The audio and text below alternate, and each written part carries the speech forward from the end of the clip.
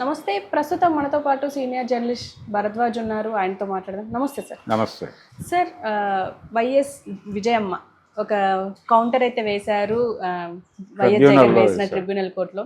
So ఈ ఇచ్చిన statement ఏదైతే ఉందో అది కొంచెం ఎమోషనల్గా ఉంది అసలు అని చెప్పేసి అంటున్నారు. ఏముంది సార్ ఆ స్టేట్మెంట్లో? ఎమోషన్ అంటే ఇక్కడ ట్రిబ్యునల్లో వాళ్ళు ఇంతకుముందు ఒక ఇది దాఖలు చేశారు. ఇది వైఎస్ జగన్మోహన్ రెడ్డి అలాగే ఆయన సతీమణి భారతి వాళ్ళిద్దరూ కలిసి అంటే ఈ ఆస్తుల పంపిణీకి సంబంధించి ఈ సరస్వతి పవర్కి సంబంధించిన చర్చ జరిగింది ఆ మధ్య. దీనిలో వీళ్ళ వాటాలకు సంబంధించి ఇవన్నీ ఈ ప్రాపర్టీస్ అన్నీ కూడా ఒక రకంగా అటాచ్మెంట్లో ఉన్నాయి కాబట్టి ఈ ఆస్తుల పంపిణీ వివాదం ఇప్పుడు చేయొద్దు, అలాగే ఈ షేర్లు ట్రాన్స్ఫర్ చేయటం కూడా ఈ టైంలో చేస్తే అది క్రైమ్ అవుతుంది. ఆ క్రైమ్ కింద ఆల్రెడీ కేసుల్లో ఉన్నటువంటి జగన్మోహన్ రెడ్డి నష్టపోయే అవకాశం ఉంది. అందుకని ఇక్కడ ఎవరైనా షేర్ లావాదేవీలు నిర్వహిస్తే అది చెల్లదు, అది పట్టించుకోకూడదు అన్న టోన్లో వాళ్ళు ఒక కాగితం పడేశారు. ఇప్పుడు ఈవిడ అసలు ఎవరికీ సంబంధం లేదు దానిలో అని చెప్పి ఒక వివరణ ఇచ్చే ప్రయత్నం చేస్తున్నారు విజయమ్మ. ఆవిడ ఏమంటారంటే 95% పైన షేర్స్ నాతోనే ఉన్నాయి, దీనిలో షర్మిలకి కానీ జగన్కి కానీ ఏ సంబంధము లేదు, వాళ్ళు తనకి ఇచ్చేశారు ఆల్రెడీ, అంటే గిఫ్ట్ డీడ్ రూపంలో తన దగ్గరికి చేరినవి. అవి వాళ్ళు ఏ ఉద్దేశంతో ఇచ్చారు, అది మంచి ఉద్దేశమా చెడు ఉద్దేశమా ఇవన్నీ పక్కన పెట్టేస్తాయి. టెక్నికల్గా ప్రస్తుతం తన దగ్గర 95% పైన పవర్ ఉంది కాబట్టి వాళ్ళెవరికి ఇందులో సంబంధం లేదు, వాళ్ళిద్దరికి పర్టికులర్గా. కాబట్టి డెసిషన్ నాదే. అందుకని ఈ సంస్థకు సంబంధించి ఒక ఏరియాలో ఉన్నటువంటి ప్రాపర్టీస్ మాత్రమే అటాచ్మెంట్లోకి వెళ్ళినాయి, మిగిలిన దాంతో దానికి సంబంధం లేదు. అది ఎలా బయటకు తీసుకురావాలనేది దానికి సంబంధించి తిప్పలేదు, మా ఆడిటర్స్ చూసుకుంటారు. కానీ మాకు వ్యతిరేకంగా దాఖలవుతున్నటువంటి పిటిషన్లని దర్యాప్తు చేయటం అలాంటి పనులు చేయొద్దు. అలాగే సెక్షన్ 59 అని కొంచెం క్రిటికల్ సెక్షన్ ఒకటి మెన్షన్ చేశారు వాళ్ళు. ఆ పరిధి కింద దీన్ని విచారించడానికి అవకాశం లేదు, అధికారం కూడా లేదు. కాబట్టి ఏ రకమైనటువంటి పిటిషన్లని ఎంటర్టైన్ చేయొద్దు అని చెబుతూ జగన్మోహన్ రెడ్డికి అలాగే భారతి గారికి ఒక చిన్న దాన్ని ఏమంటారు ఒక చిన్న వార్నింగ్ లాంటిది కూడా ఇచ్చారు ఆవిడ. మీరు ఎక్కడ ఏ ఏరియాలో ఏ కాగితాలు పడేస్తున్నావు, ఎవరిని ఇబ్బంది పెడుతున్నావు అనేది కొంచెం తెలుసుకుని స్పృహతో వ్యవహరించండి. ఆర్థిక లావాదేవీలే కావచ్చుగాక, అయినప్పటికీ ఇప్పుడు నేను వచ్చి కోర్టులో నిలబడాల్సినటువంటి పరిస్థితి కల్పించారు మీరు, అది మీరే కల్పించారు. షర్మిల కావచ్చు మీరు కాదు, అసలు షర్మిలకు సంబంధమే లేదు. మీరు అనవసరంగా షర్మిల ఆస్తుల వివాదంలోకి దీన్ని లాగుతున్నారు, లాగి అనవసరమైనటువంటి రప్చర్ చేస్తున్నారు. మొదటి నుంచి కూడా అటాచ్మెంట్ పేరు చెప్పి ఆ అమ్మాయికి వెళ్లాల్సినవి ఆపేస్తున్నారు. ఆవిడికి న్యాయం చేయటం కోసమే నాకేదో గిఫ్ట్ డీడ్ చేసినట్టుగా మాట్లాడుతున్నావు నువ్వు, అది కూడా సరైన పద్ధతి అని నేను అనుకోవడం లేదు. సో ప్రాపర్ సెటిల్మెంట్ జరగాలి అంటే వీళ్ళు యాక్చువల్గా ఒక MOU రాసుకున్నారు, ఏది వైఎస్ రాజశేఖర రెడ్డి గారు ఉన్న రోజుల్లోనే. అంటే ఆ రోజు నుంచి సమ్ ప్రాబ్లం ఉంది అనేది అర్థమవుతుంది. MOU జనరల్గా రాసుకోరు కుటుంబ సభ్యులు, వీళ్ళిద్దరు పిల్లలు, మదర్ అండ్ ఫాదర్, మేజర్గా వాళ్ళు నలుగురు. అంటే ఆయనకి ఒక భార్య, జగన్కి ఈవిడికి ఒక భర్త, అలా వీళ్ళిద్దరు నలుగురు, వీళ్ళిద్దరు 6 మాత్రమే. పిల్లలు అనేది పక్కన పెట్టేస్తే అక్కడికి 6. ఈ 6 మధ్య MOU రాసుకోవటం అంటే 3 ఫ్యామిలీస్ మధ్య MOU అది ఒక రకంగా. అలా MOU రాసుకున్నారు వీళ్ళు విచిత్రంగా, అదొక విచిత్రం. అయితే ఆ MOU ప్రకారం ఆస్తుల పంపిణీ జరిగితే సరిపోతుంది అనేది ప్రధానమైనటువంటి ఇది వీళ్ళ కంటెన్షన్ అదే. కాకపోతే ఏంటంటే ఆయన అటాచ్మెంట్లో ఉన్నాయి ప్రాపర్టీస్, ఇవన్నీ ఎలా మేము పంపిణీ చేస్తాం అనేసి మాట్లాడుతున్నాడు. అంటే మహాభారతంలో దుర్యోధనుడు అన్నట్టు నావి కానివి నేను ఇతరులకు దానం ఇచ్చినవి అవి నేను తిరిగి వీరి పాండవులకు ఇటులో ఇవ్వగలను అంటాడు ఆయన. ఆ లెవెల్లో మాట్లాడాడు జగన్మోహన్ రెడ్డి గారు. ఇవన్నీ కాదు, ఇవన్నీ తప్పులు మాట్లాడుతున్నారు మీరు, దయచేసి అలాంటివి మాట్లాడొద్దు అనేది విజయమ్మ గారు తన అంటే ఆవిడ సమర్పించినటువంటి లేఖలో ఇవన్నీ ప్రస్తావించారు. ఆవిడ ప్రస్తావిస్తూ ఆవిడ నన్ను అనవసరంగా కోర్టుకు తీసుకొచ్చి నిలబెట్టారు. అది కోర్టు యాక్చువల్ అంటే ట్రిబ్యునల్, కంపెనీ లా ట్రిబ్యునల్ ముందు తన వాదనని వినిపించారు. ఆవిడ వాదనని వినిపించారు కాదు, సమర్పించారు, వ్రాతపూర్వకంగా ఇచ్చారు. దాని మీద ఏ నిర్ణయం తీసుకుంటారనేది వాళ్ళు చూడాలి. అంటే ఆవిడ ప్రధానంగా జగన్మోహన్ రెడ్డిని టార్గెట్ చేశారు.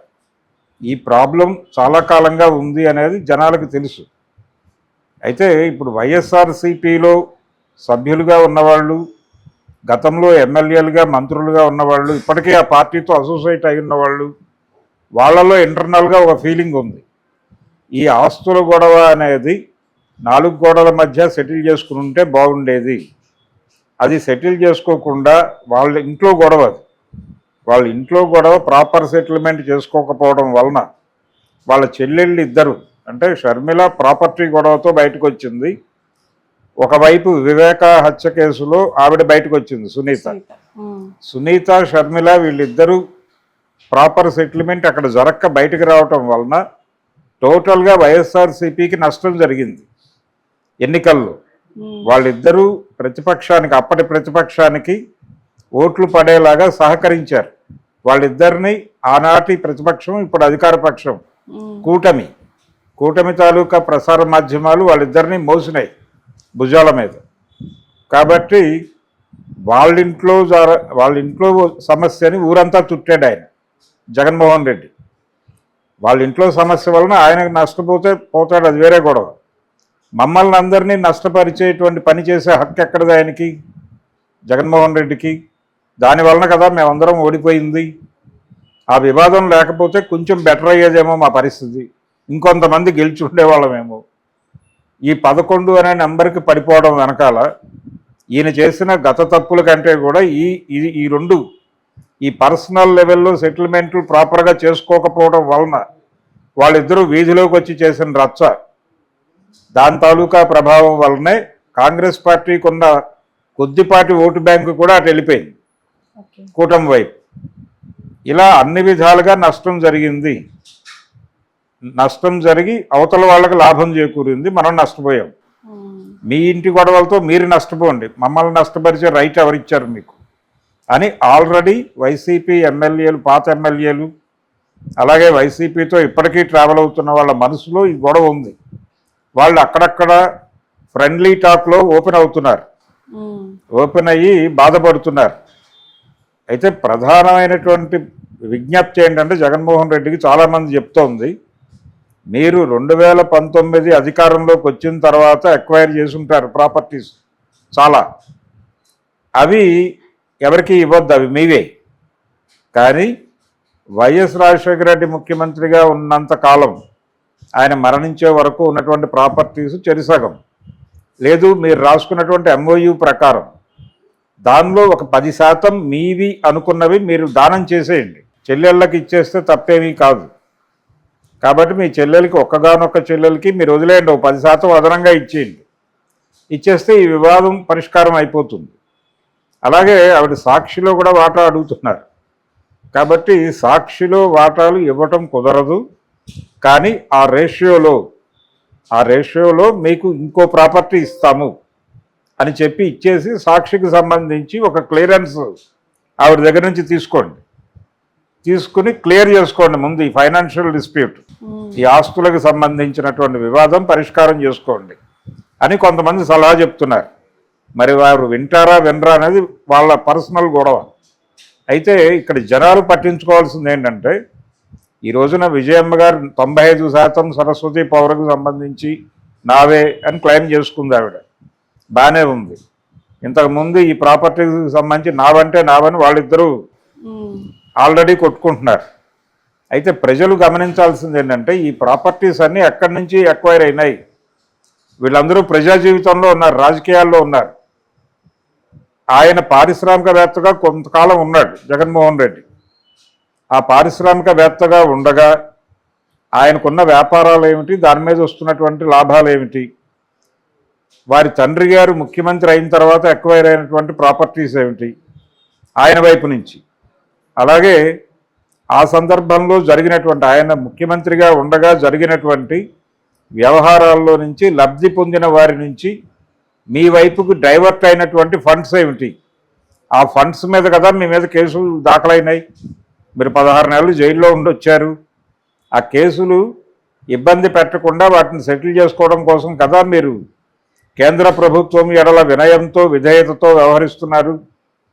ఎవరినైనా తిడతాడు కానీ ఆయన మోడీ గురించి మాట్లాడితే ఉత్తర క్షణం లోపలేస్తారేమో అని భయం. అందుకని మీరు జనం డబ్బులు, ప్రజల డబ్బుల గురించి, ప్రజల డబ్బులు దోచుకుని పంచుకోవటానికి కొట్టుకుంటున్నారు. అది విచిత్రం. ప్రజలు పట్టించుకోవాలి దీన్ని. ప్రజా సంఘాలు పట్టించుకుని వాళ్ళ ఆస్తి వివాదాన్ని రోడ్డు మీద తేల్చాలి. అది జరిగితే తప్ప వీళ్ళ నోర్లు మూతపడవు. విజయమ్మ గారు వేసినటువంటి ఉత్తరం వలన జరగబోయేది ఏం లేదు. అయితే ఆవిడ తన మీద వాళ్ళు వేసినటువంటి పేపర్కి కౌంటర్ వేశారు. ఈ కౌంటర్లో మొత్తం నాదే, నా మీద ఎవరు ఏ పద్ధతి 59 కాదు ఏ సెక్షన్లో వాళ్ళు కాగితాలు వేసినా అవి చల్లవు, మీరు పట్టించుకోవద్దు, ఎంటర్టైన్ చేయొద్దు అని చెప్పుకున్నారు. దీన్ని కన్సిడర్ చేయాలి ట్రిబ్యునల్. కన్సిడర్ చేస్తుందా లేదా అనేది చూడాలి. ట్రిబ్యునల్లు కన్సిడర్ చేస్తాయో గొడవ కంటే కూడా జనం పట్టించుకోవాలి. వాళ్ళు ప్రజాక్షేత్రంలో చర్చ జరగాలి. అంటే ఇప్పుడు ప్రభుత్వాలన్నీ చేస్తున్నది ఏంటంటే కార్పొరేట్లకి ఎక్కడో చోట అవకాశం కల్పించి వాటిని ఫెసిలిటేట్ చేసి తద్వారా లబ్ధి పొందటం అనేది జరుగుతోంది అన్ని ప్రభుత్వాలు. ఈ ప్రభుత్వం ఆ ప్రభుత్వం అని లేదు. చంద్రబాబు నాయుడు గారు అదే చేశాడు, జగన్మోహన్ రెడ్డి అదే చేశాడు, వారి తండ్రి గారు రాజశేఖర రెడ్డి గారు అదే చేశారు. ఇప్పుడు కూడా చంద్రబాబు అదే చేస్తున్నాడు. అక్కడ అదే చేస్తున్నాడు, ఇక్కడ కేసీఆర్ రేవంత్ రెడ్డి చేస్తోంది కూడా అదే. అందుకని కార్పొరేట్ రాజకీయాలు వచ్చేసిన తర్వాత రాజకీయ నాయకుల ఆస్తులలో పెరుగుతున్నటువంటి ఒక పెరుగుదల, స్పష్టంగా కనిపిస్తున్న పెరుగుదల, ఈ పెరుగుదల మీద ఒక బహిరంగ చర్చ జరగాలి. అలాగే జగన్మోహన్ రెడ్డి కూడా ఇన్ని ఆరోపణలు వస్తున్న సందర్భంగా అసలు తన ప్రాపర్టీస్కి సంబంధించి ప్రజాక్షేత్రంలో ఆయన రాజకీయాల్లో ప్రజా జీవితంలో ఉన్నాడు కాబట్టి ఒక శ్వేతపత్రం రిలీజ్ చేయాల్సిన అవసరం ఉంది. ఆయన ప్రజలకి కన్ఫ్యూజన్గా ఉంది. ఒకరోజు ఒక పవర్ ప్రాజెక్ట్ అంటారు, ఇంకోటి ఇంకేదో అంటారు, భారతీయ సిమెంట్స్ అంటారు, లేకపోతే ఇంకెక్కడో స్టీల్ ప్లాంట్ అంటారు. ఏమిటి గొడవ అని జనాలు కన్ఫ్యూజన్లో ఉన్నారు. అందుకని మీ ఆస్తులు ఏమిటో ఒక శ్వేతపత్రం ప్రజలకు సమర్పించండి. ఒక ఓపెన్ ఏరియాలో దాన్ని పబ్లిష్ చేయండి.